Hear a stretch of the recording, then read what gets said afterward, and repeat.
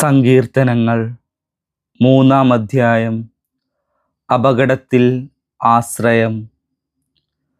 ദാവീദ് തൻ്റെ മകനായ അബ്സലോമിൽ നിന്ന് പലായനം ചെയ്തപ്പോൾ പാടിയ സങ്കീർത്തനം. കർത്താവേ, എൻ്റെ ശത്രുക്കൾ അസഖ്യമാണ്, അനേകർ എന്നെ എതിർക്കുന്നു. ദൈവം അവനെ സഹായിക്കുകയില്ല എന്ന് പലരും എന്നെക്കുറിച്ച് പറയുന്നു. കർത്താവേ, അങ്ങാണ് എൻ്റെ രക്ഷാകവചവും എൻ്റെ മഹത്വവും. എന്നെ ശിരസ്സുയർത്തി നിർത്തുന്നതും അവിടുന്ന് തന്നെ. ഉച്ചത്തിൽ ഞാൻ കർത്താവിനെ വിളിച്ചപേക്ഷിക്കുന്നു.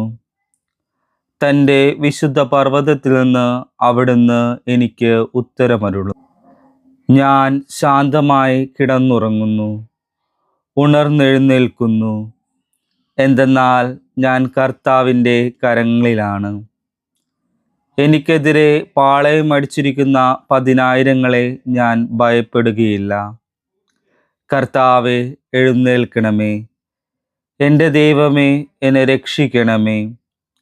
അങ്ങ് എൻ്റെ ശത്രുക്കളുടെ ചെകിട്ടത്തടിച്ചു, ദുഷ്ടരുടെ പല്ലുകളെ അങ്ങ് തകർത്തു. വിമോചനം കർത്താവിൽ നിന്നാണ്.